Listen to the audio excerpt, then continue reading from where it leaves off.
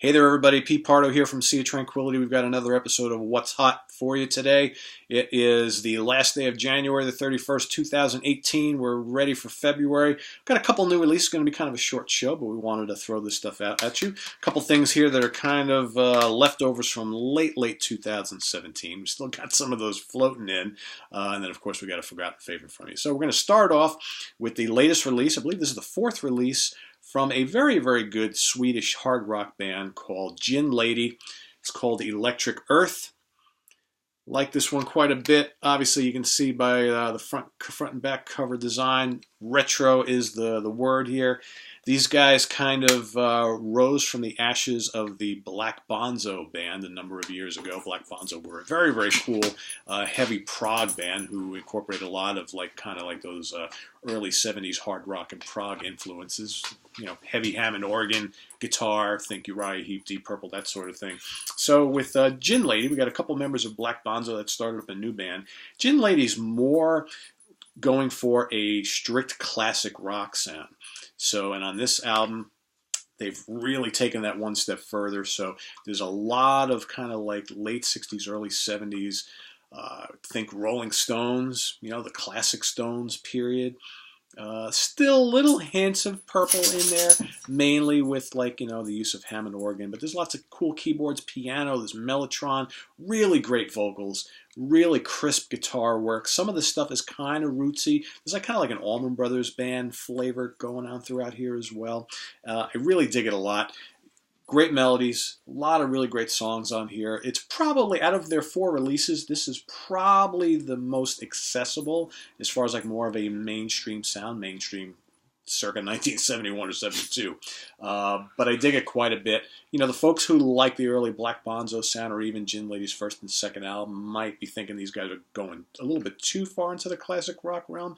But if you like that old style, just pure rock and roll, you'll love this. Really, really good. Electric Earth by Gin Lady from Sweden, of course. All right, from there we're going to go to Germany for a great new album that I just got a hold of. 5-piece from Germany. The name of the band, I believe you pronounce it as Vvlva.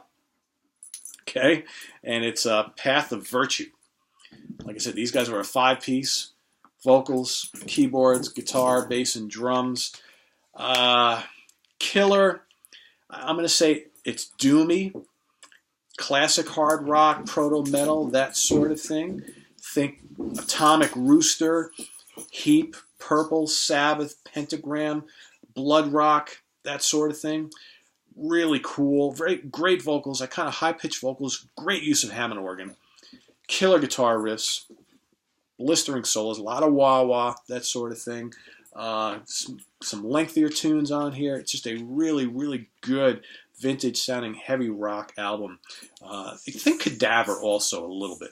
Maybe a little Witchcraft, if I could compare. A little Graveyard, if I can compare to some of the more contemporary bands. If you like that sort of thing, you will love this. They're on the World of Sound label.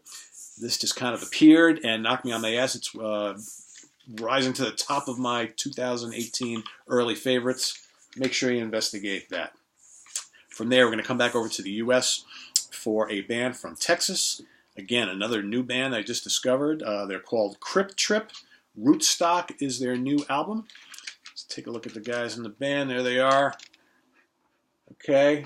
This is, once again, another worship of the classic 70s hard rock sounds. You know, the band's first album was much more in line with a, stoner doom circa early 70s Black Sabbath. Okay, they obviously love Sabbath. But I find a lot on this second album, a lot of references to classic Grand Funk Railroad, the James Gang. So they've added more of that kind of hard rock sound with little bits of heavy funk in there as well. You know, there's a tiny glimmer of the Sabbath influence, but mostly I hear those two bands quite a bit. Some really scorching lead guitar work. When he rips into the wah-wah, it's just like Mark Farner all over again from 1970.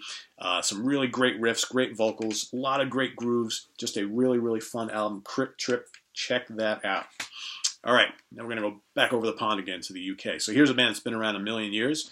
The band originally started as kind of like a folk rock act. Then all of a sudden they discovered that a love for progressive rock. Rick Wakeman was in the band for a bit, providing like Moog and Mellotron. Of course, I'm talking about the Strawbs, Dave Cousins and company. So this latest is called the Ferryman'S Curse.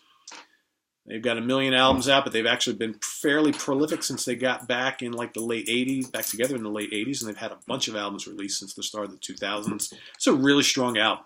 You know, Cousins has that really unique, like kind of high-pitched, nasally voice, very, very English sounding. A lot of great keyboards on here. We've got a couple new personnel here, and just some of it's like really, really great contemporary progressive rock mixed with that kind of folk atmosphere and a little bit of acoustic guitar work.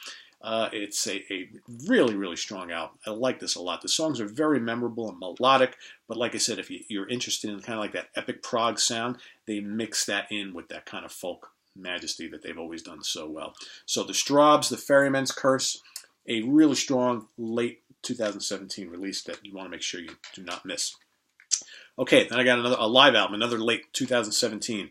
This is from a Swedish band led by the Swano brothers, Dan Swano and Dag Swano. Of course, everybody knows Dan Swano, Edge of Sanity, all right, a million other bands, as well as he's produced everybody you can think of in the extreme metal world. This is his kind of prog, pop, AOR, melodic rock, whatever you want to call it, band called Nightingale. This is Rock Hard Live. Recorded live from the Rock Hard Festival a year or so ago. It's not an extremely long album, but it's got about 10 tunes or so. It's their full set from the Rock Hard Festival. It's really, really strong. I've got a bunch of their best tunes from they're pretty lengthy discography. These guys have been around for like 20 years now.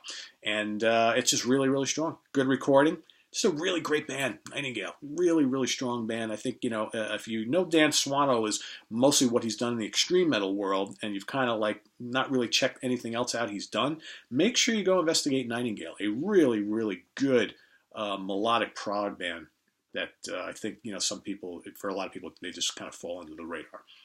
So that's it for our new ones. Our last discussion point of the day is, of course, Forgotten Favorites, where I go into my vast, library of stuff for some albums from yesteryear or more recently that kind of maybe haven't gotten their due or nobody ever talks about, or they're just like undiscovered underground gems that I've always loved, or early albums by bands that have a lot of really popular releases, but nobody talks about some of the cool early ones. This is in point is this particular one. So this is then the reason I'm pulling this one today is I happen to be reading Martin Popoff's really great 3-book trilogy on Thin Lizzy, and I'm on the first one right now. And this is Thin Lizzy's debut. Okay, self-titled debut. There we go, right there. You know, the band was actually fairly different on their first couple albums. So it was basically a trio of Philip Lynott, Brian Downey, and Eric Bell on guitar. And they kind of did this interesting blending of like folk with hard rock, and you know, a little bit different from what Thin Lizzy became a few years later, obviously with the 2-guitar lineup and just full bore into hard rock and that sort of thing. This is a little different. A lot of folk influences on their early albums, but I like this one quite a bit. I love the production on this album, and there's some, in addition to kind of the really cool like folk tunes that are on here, and so, sort of like those Irish folk tunes.